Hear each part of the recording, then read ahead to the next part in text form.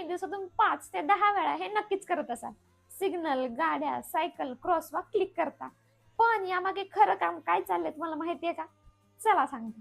आधी फॉलो करा आणि व्हिडिओ शेवटपर्यंत बघा. हे आहे कॅप्चा, गुगलचं ह्युमन व्हेरिफिकेशन सिस्टीम. पण गंमत अशी की तुम्ही क्लिक करायच्या आधीच गुगलने ठरवलेलं असतं की तुम्ही माणूस आहे की बॉट. ते कसं?